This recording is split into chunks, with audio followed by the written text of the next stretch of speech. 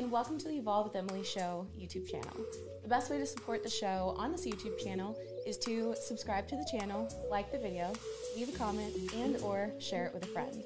I hope that you guys enjoy this episode in whichever way you choose to support the show. I just wanted to say from the bottom of my heart, thank you guys so much. I hope that today's message and episode brings some bit of positive change to your life.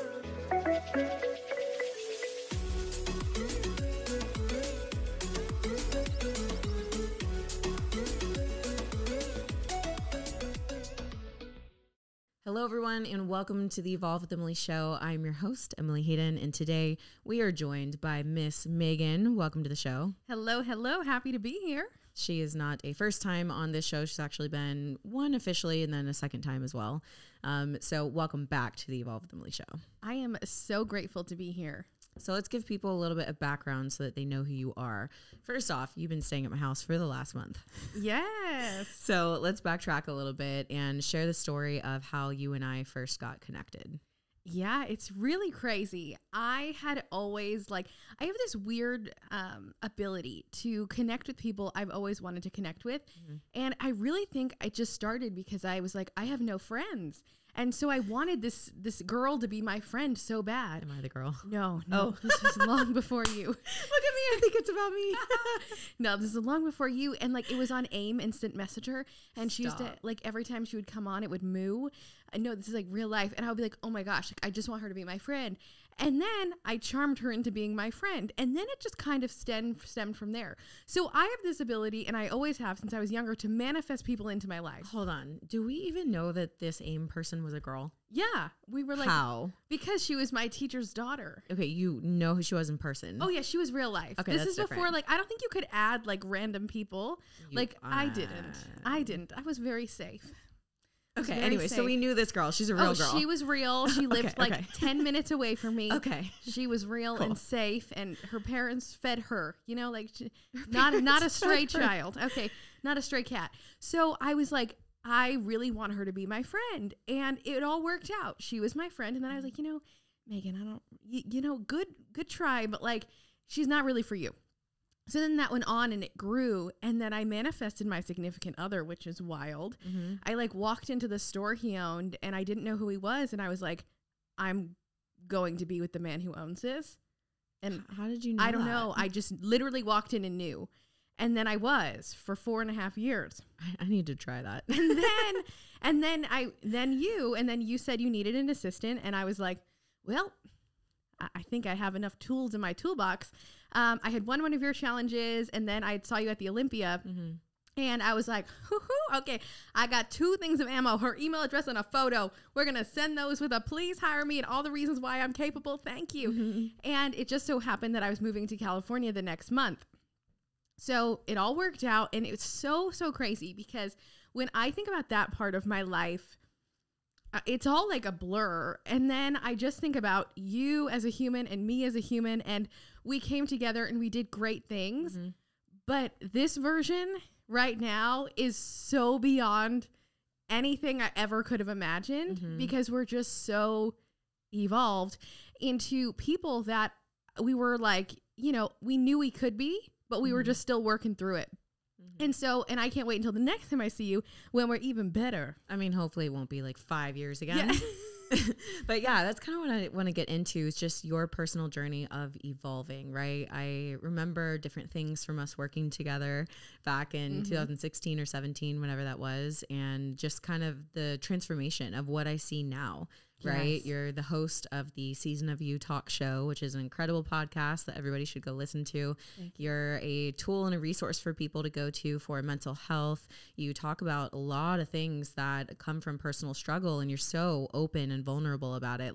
So much so to where I'm like, that is so honest of you to just put it out there as you're dealing with it, So talk to me a little bit about your transformation over the last couple of years from when we worked together to now. Maybe you could name 3 major shifts that you feel you've had in your life, whether that's habits, patterns, mindsets. Could you name 3 major shifts in your transformation? Oh, yeah. So When I had met you, we were living in California and I really had culture shock. And that is when the start of my steamrolling depression happened.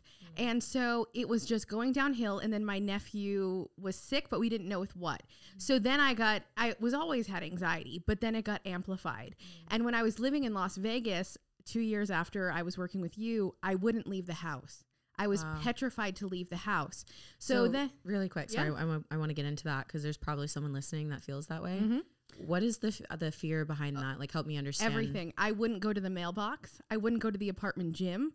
I thought the second I walked out the door, someone was going to steal me. I thought that I was going to be stolen. I thought that I was going to never come back. And I thought the only way I was safe was when I was with my significant other. No way. I wouldn't leave. I was literally petrified. Can you identify when this fear started? Yeah. So it really honestly came from me being in a relationship where we both had no other friends. I had so many friends before, and then I was like, oh, bye. I don't need those. And then I disappeared.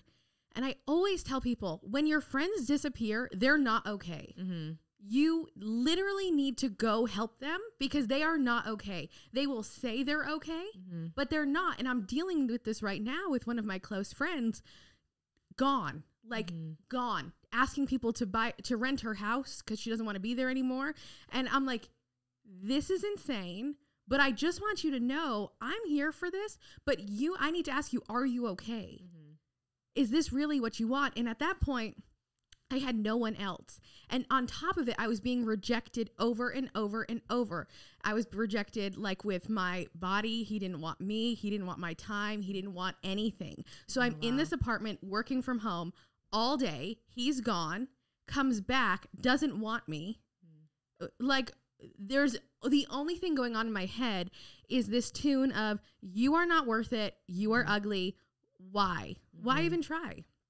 Just don't even try. And so that's where it got really bad. But then I got this opportunity to move to California to get a promotion. And we weren't doing great, but we weren't like broken up yet, but we both like knew it. I hit that stage. Everyone's been in that stage before. And he was like, well, go, Meagan. He's like, I won't be mad. And I was like, okay. Can you like help me move though? Can you help me? And he's like, yeah. So he drove all my stuff to California and left me there. And that's where the problem really started, because then it was literally just me and my thoughts and my depression and my nephew getting sicker and me being anxious, and going to work was a chore. Literally driving to the office and going inside was hard. And I literally don't wish it on anyone, because it is painful when everyone's like, oh, you want to do this after work? You want to do this? You want to do this? I'm like, I know you don't get it, but getting here was hard. And it's something that I don't ever expect anyone to understand, because it's a place where nobody wants to be. But then I would go to work and I would leave in the middle of the day and just go cry in my car and then go back. And nobody ever knew the amount of tears I'd wiped off my face before walking back inside. And then I would just work for 12, 14 hours because I had nothing else to do. And there was free food. So I went for the free food, and because it was somewhere I could put my time that was constructive, because when I was home, I would just lay on the couch and literally do nothing because I was so depressed and I felt like I had nowhere to go. I felt so unalive. Yeah, no kidding. That's a rough place to be in. So you said that people don't understand, right? That it's hard for you to go to work and to show up, and they're trying to invite you to things and you're like, I literally can't do that. So how could somebody support someone who's experiencing that? And I guess the first thing is they would have to know, they would have to recognize and be able to see that they're struggling. But like you mentioned, like no one has any idea like what you were going through. So is there any tips that you could give for people for recognizing someone that's in that spot? And if you're that person in that spot, what advice would you give to them in order to allow people to show up for you?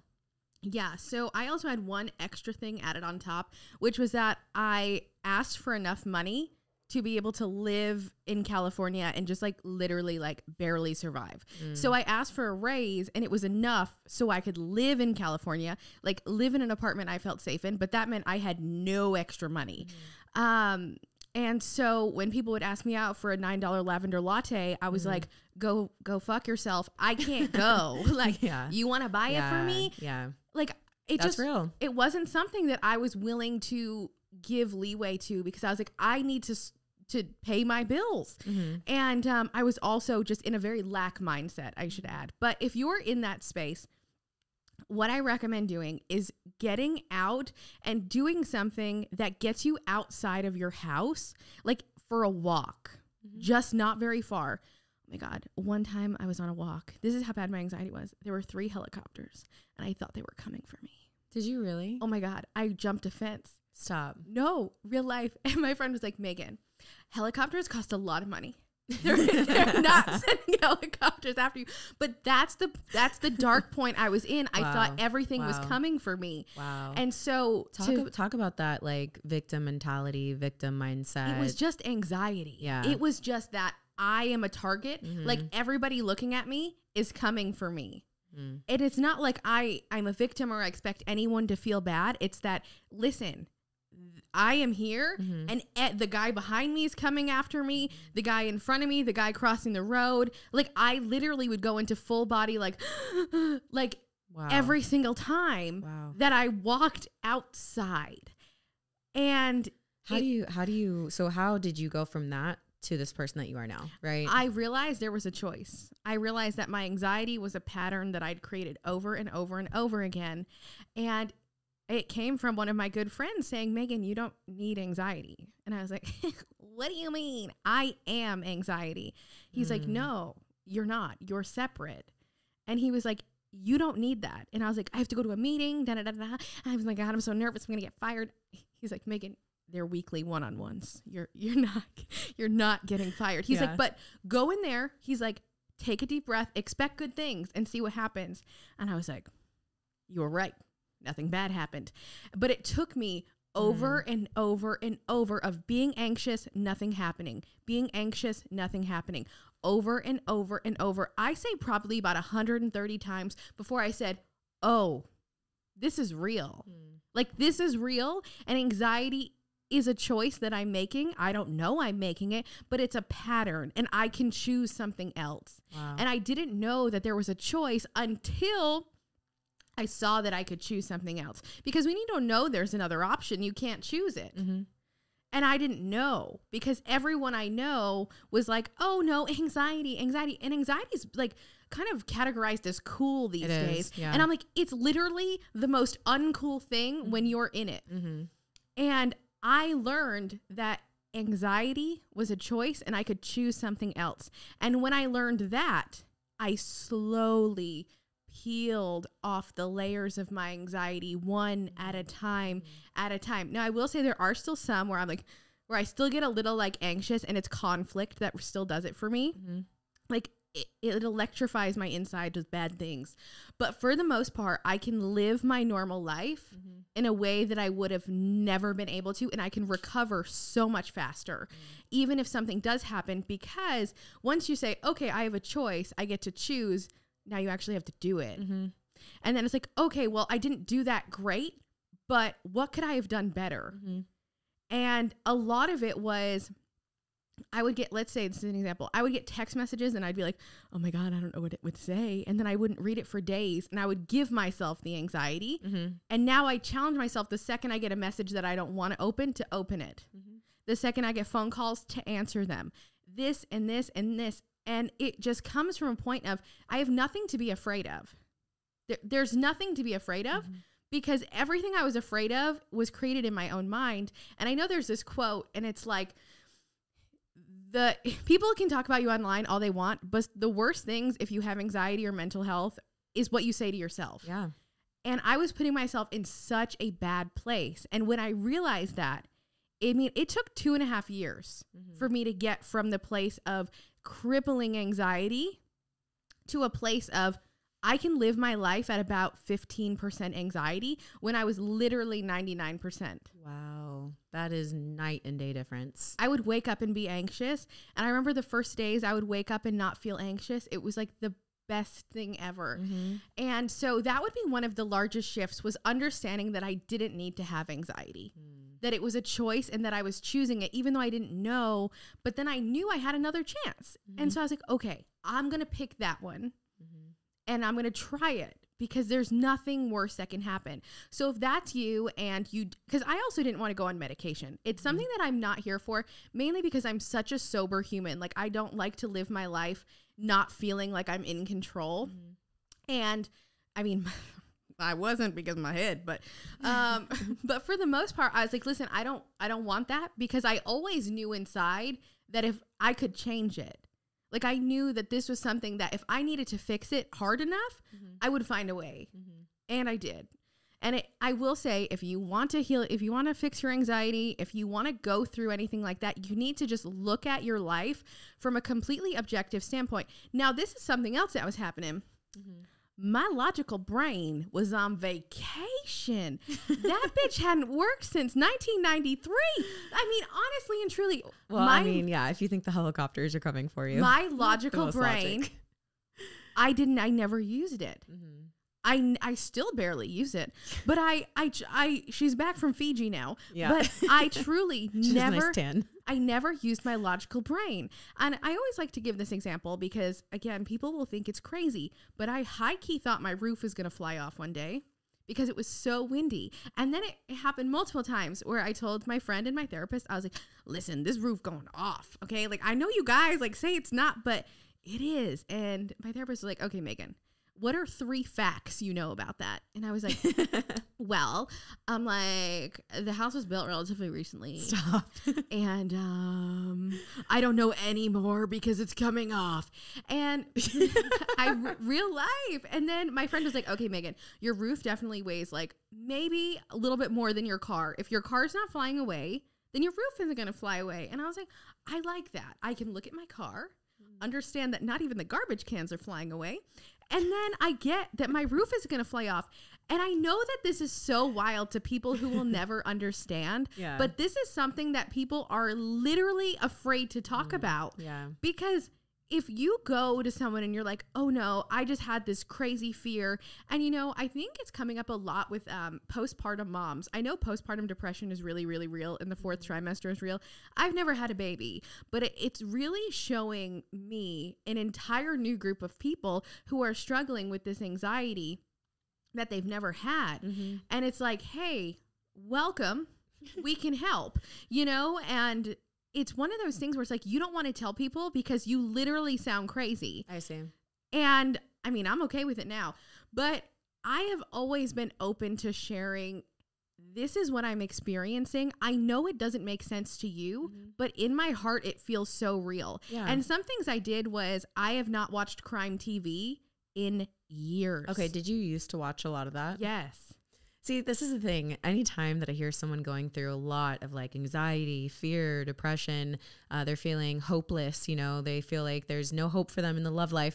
I'm like, okay, tell me all of your inputs. And they're like, what? I'm like, tell me what you're scrolling through, what you're watching, what you're putting into your mind every single day. They're like, oh yeah, I watch, you know, killer, you know, documentaries on Netflix. I, you know, listen to this and I watch movies about love and all these things that I don't have. And it's like they're creating the perfect environment for all the things that they're experiencing.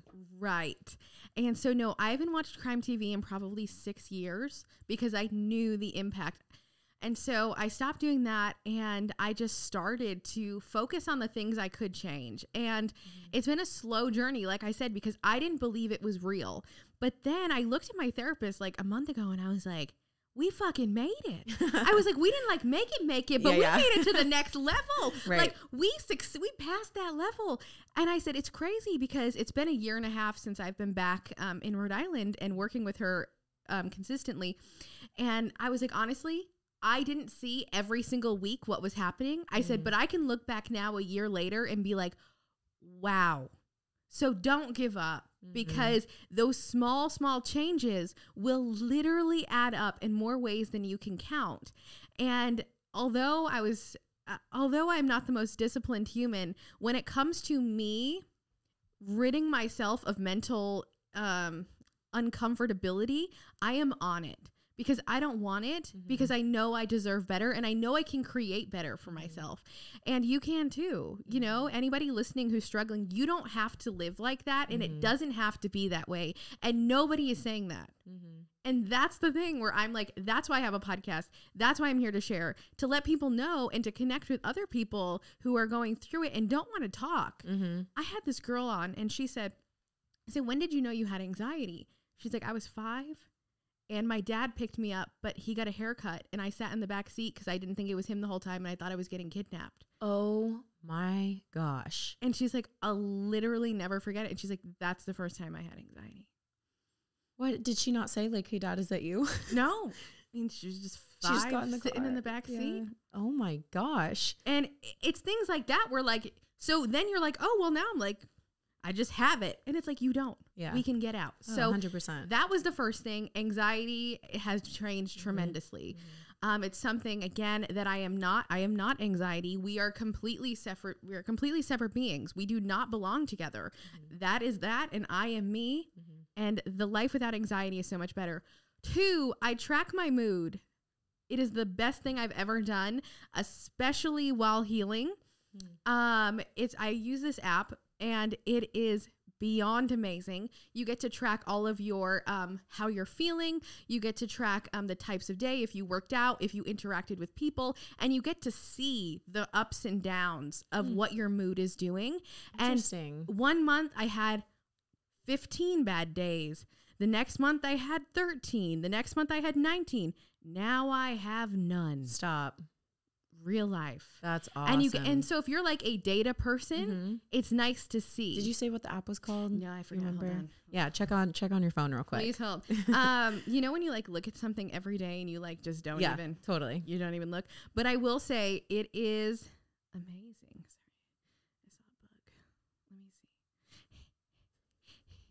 I'm getting nervous. Let's not bring the anxiety back. It's okay. No, it's they okay. can wait. Please hold.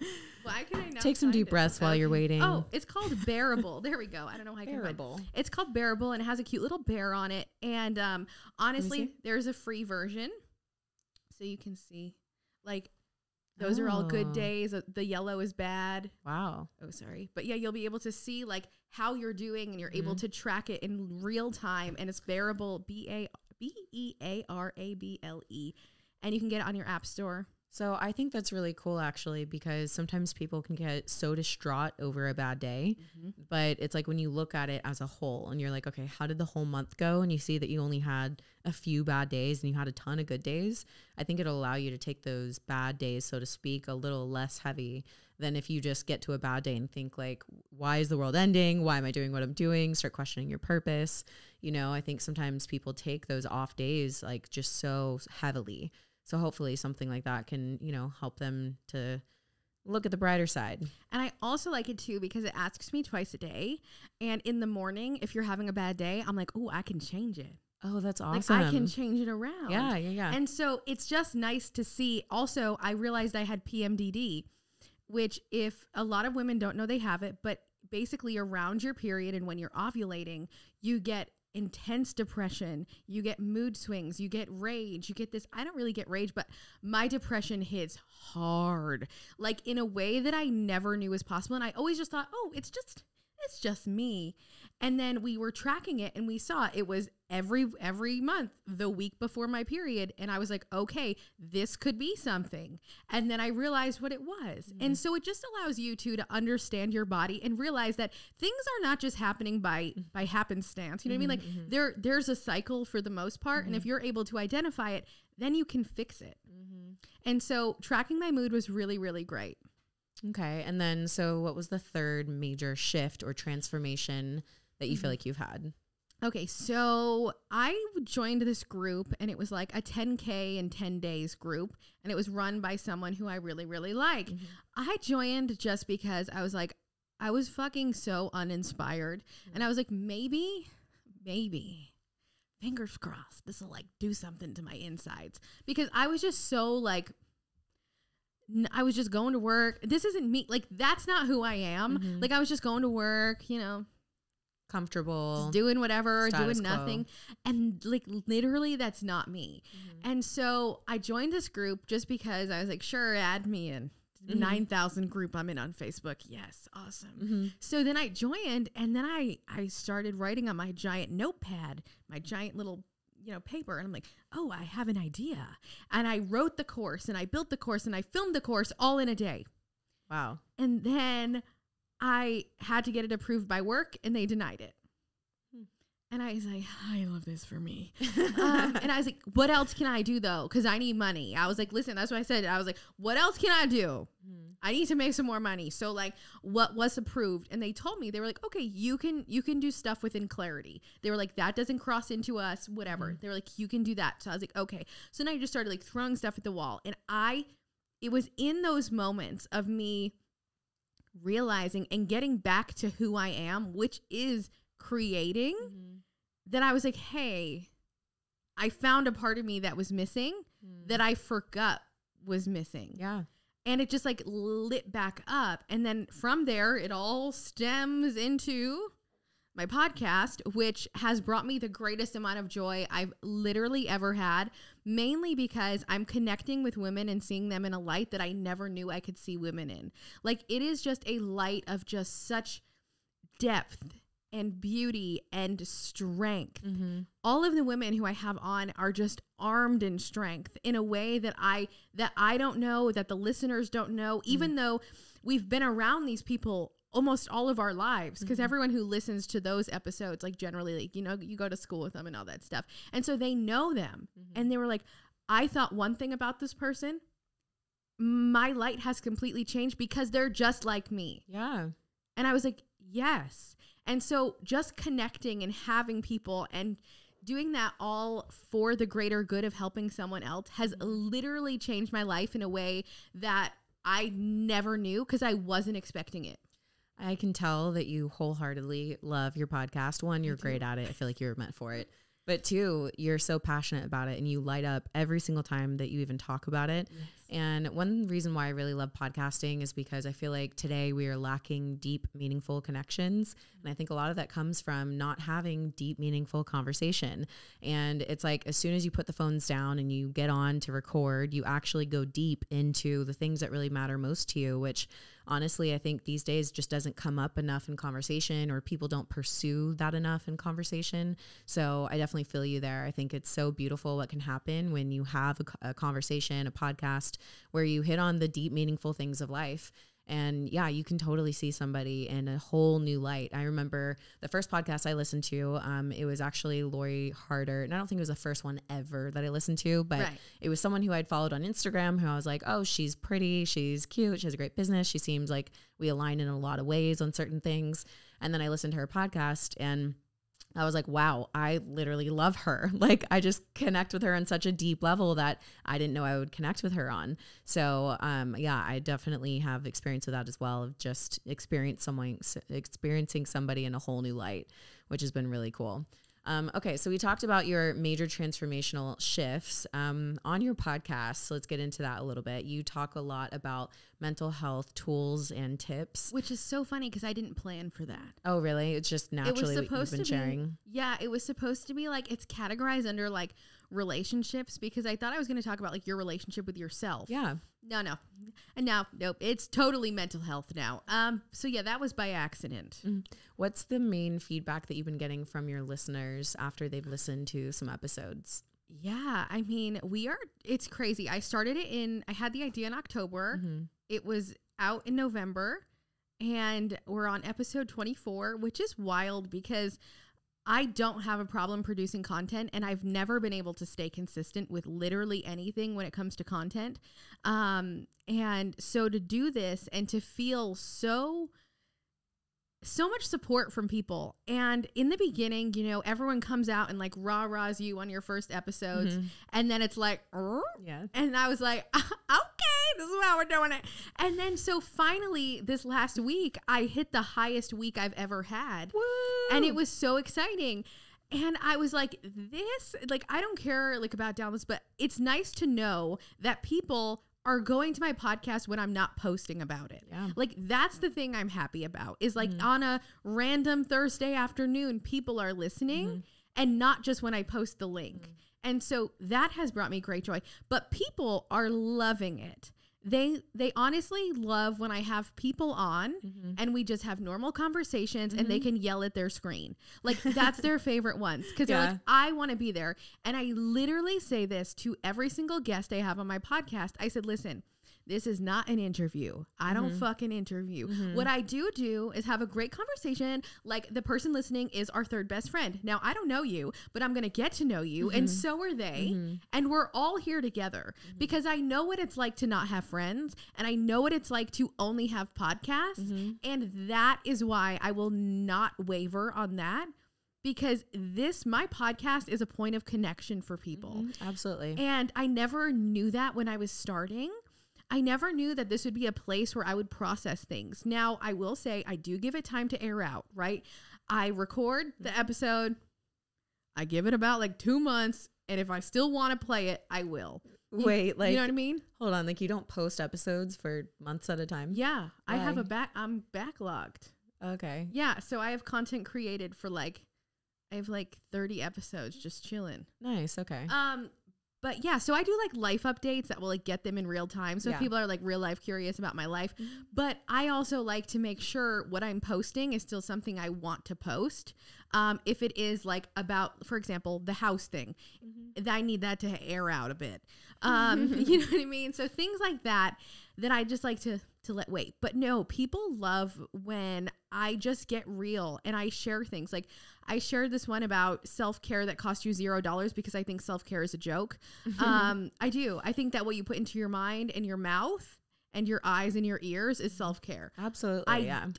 I'm sorry. The new pair of shoes isn't it. Okay. That's going to be over in literally a minute. Yeah. And so I shared that and someone was like, thank you. That was my actual favorite episode. And I wasn't even going to post it because I recorded it a while ago and I was like, why would I post that? And I was like, I'm so glad I did because I just like to be real and practical and share with you things that I wish I knew. I have an episode of my podcast about grief and I go through all of the things I did before my nephew died, during his death, and then after. And I've sent that to so many people as a tool for their grieving journey because I was so intentional about everything I did. And I'm so beyond grateful because I could have been so broken. I was broken, but I was ready in a way that I'm so grateful that I listened to my therapist and I actually went ahead and did those things. I always joke that me and my therapist are co-writing this podcast together. She just has no idea. She knows. Oh, she knows. She's like, how are our fans doing? That's amazing. Good for her. I go, you're in every episode, basically. I was like, you're like the second main character. I was like, people are asking if you're taking availability. They do. That's amazing. I was like, but I told them no. I was like, you're booked. Yeah. Sorry. I can't have my slots. Wow. I love interviewing podcasters because you just go and go and go. And I'm like, yes, give me all the gold. Yeah. Well, okay. So let's transition a little bit before we end the show. So I want to get into your main takeaways from living here for the last month or so. What are 3 main life lessons that you would like to extend to the listeners? Yeah. I've been so grateful to be here.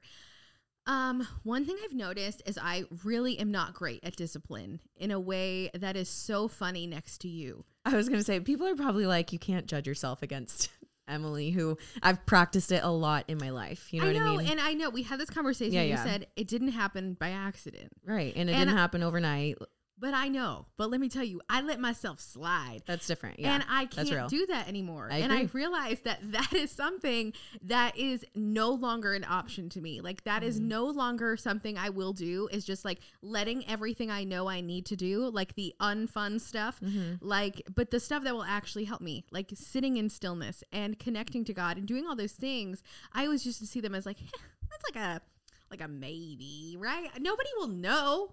I'll just do it for a week and nobody will know. And I'm really good at the week thing. So now we need to get to 2 weeks and 3 weeks and 4 weeks until it becomes every single week, every single day. And it's a non-negotiable. So really setting my non-negotiables is something that I really, really need to do.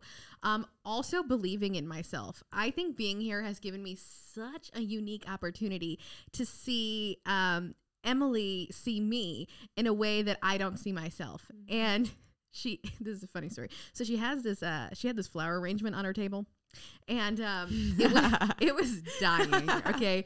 And you'd at first you'd like sit at the table and you'd be like typing, and one would like a little petal would fall off, right? Then like a few days went by and you would be sitting at the table and you'd like put your cup down and like a few petals would fall off. Then it was at the point where you'd walk by and breathe and like petals would just fall off. You're so dramatic. I am not dramatic. That's real. Dramatic. And I said, Emily, this plant is dying. She goes, still got a lot of life left. And so I'm just here to say it's still got a lot of life left. I'm just here to say it did. It had a solid like 4 days left. And it did until you left, and then I threw it out. I know. And so the potential she sees in me is something that I'm just unable to see.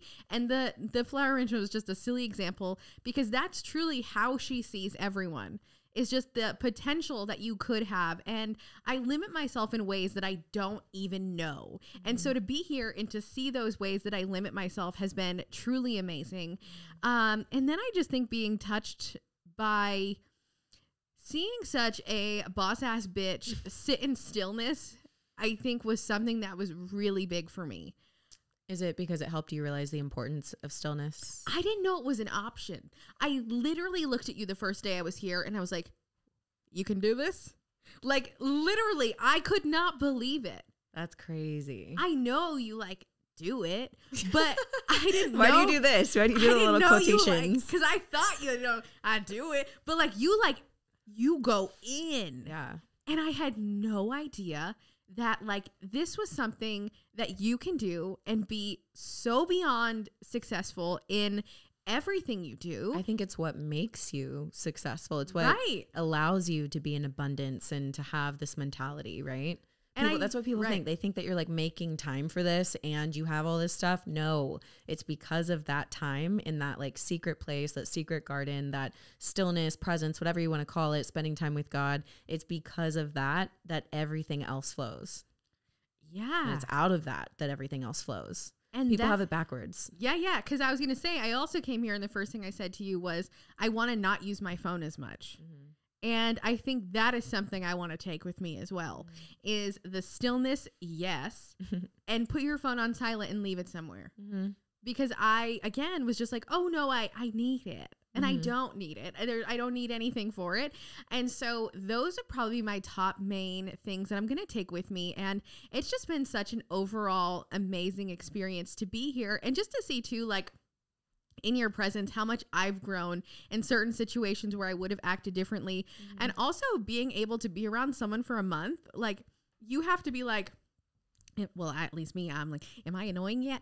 And it's just been so amazing for me to face those things and us have real conversations and, take things down. Like you're like, no, this.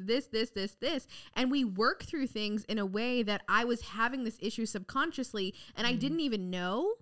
Until I was like, hey, you're right. Like, I'm not annoying. This is cool. I was going to say, it's like me coming up being like, just so you know, and I kept having this in my head, like, just so you know, I'm so happy that you're here. Just so you know, you're a light in my life. Just so you know. And I don't say those things randomly. Like, I was hyper aware to the fact that I think you needed to hear those things. Yeah. And to just kind of be reassured that, like, I love having you here, Extend your trip. I'm so sad. I know. And so it's just been so great to be able to experience things. And I had no expectations for being here. Mm-hmm. Like none. I was like, I'm gonna just roll up and see what happens. Yeah. And it honestly and truly, it's been more than I could have ever imagined. There were some magical things that happened and it just enlightened me to so much. It was like I needed this in a way of, okay, so I was here. And I came to your house and silently with like no words, this door was opened and now I'm into the next part. That's so freaking cool. Does that make sense? It makes complete sense. You opened that door for me, honestly, in a way that you showed me the door. Okay, so I may have cultivated a loving, safe space, but you're the one that had to turn the knob, open the door and walk through. Yeah, I think you showed me there was a door though. Okay. Because like, I think, you know, I would look and it'd be like, oh, there's She was looking with her eyes there's closed. something there, you know, maybe, I don't know. But I was able on this trip to walk through that door, and I'm very, very excited to see what is next. So in going on in terms of that, how are you going to make sure that you continue to evolve beyond this time together? That's a great question. So I'm going to make a priority to create intentional space. So this is actually perfect because I'm moving. And so I get to create an entirely new space. That's awesome. And I think that with all of seeing your spaces, I'm able to understand, okay, there are a few things that are non-negotiables. Mm-hmm. And for me, it's a podcast room and a meditation space. That I don't really care about anything else, because the podcast room brings me so much happiness. Mm-hmm. And then the meditation room is a place where I can go with no phone, nothing, and just be there. And if you don't, I didn't have that space before, and I was always making it work. Mm-hmm. And when you make it work, it doesn't. You know, it works until it doesn't. And eventually you fall off because there's no real commitment. But when I'm literally in your living room and I'm like, I should really be in that meditation room right now. Yeah, it stares at you. I gotta go. Right. And so I guess just creating intentional space, also showing up for myself and holding myself accountable in a way that I've never have before. So yes, I'll mess up. Yes, it will be messy. Yes, it won't be pretty, but I'm gonna do it because eventually it will compound into me getting it right. Absolutely. And I'm okay to not get it right. Mm-hmm. And so I'm gonna try and try and try until I get it. And I'm gonna just, it's not an option anymore. And I think that's what I realized is there's me giving myself an out is no longer an option. And so that's what I'm going to continue to do. And then I'm just going to continue to be fucking happy and nice because truly just watching the gratitude and kindness like pour out of you is just so amazing. And it makes me realize that you win so many more, you know, fights with honey than you do fucking, what's the wrong thing? Wait, you win fights with honey? Bees. You attract so many more bees with honey than you do vinegar. There we go. Yeah. And okay, I'm a very kind person, but you are grateful in a way that is like wholeheartedly grateful, and I just want to walk around as a beam of fucking gratitude. So I love that so much. Those are my three. Oh my goodness, I love that. It's been so beautiful to see you evolve throughout the years, but even just from this trip here, from day one of getting here, like, hi. I was like, oh my gosh, so this and this. I'm sorry, I'm signing a house today. And then she's like, let's meditate. I'm like, I promise I don't. I sound like this. And she's like, yeah. Why don't you just come sit here? I was like, I don't meditate, Emily. I don't meditate. I'm like, you can literally do anything for 10 minutes. Yeah, and I was you can meditate. I see a flying cat. Yeah. I was like, okay, so that's where we're at. Like, it's like psychedelic. But honestly, this month has felt like 3 days, and I agree. So much more. And I'm just so grateful because it was just such a unique opportunity. And if anybody can take anything from this, and if you want to recreate this in your own life, it's create intentional space, hold yourself utterly accountable, and surround yourself with someone for a period of time who has these traits that you want. And I always say, and this is something I've always done, is get closer to the sun. If you want to be better at something, get near someone who's doing it, because you will get those traits. Like they will just become your second nature. And so if that's something you want to do, get closer to the sun, whatever that sun looks like for you, and you will see an instant change. Wow, that's beautiful. Everybody subscribe to the Season of You Talk Show by Meagan. And please do us a favor. If you enjoyed today's episode, please tag us both on your Instagram stories, tag the Evolve with Emily podcast page, and please tune in for an episode. Meagan, it's been amazing having you. Thank you for being on the show. Thank you for being in my home. And thank you for being a ray of light in my life. Thank you for having me. I'm so grateful. And thank you for having me on this podcast. And thank you everyone for listening. We only have one thing left to do before you leave. Houston, we have a problem. It's going to be very cold, and we're going to save it for an Instagram video that they will have to watch. Oh, I thought we were talking about something else.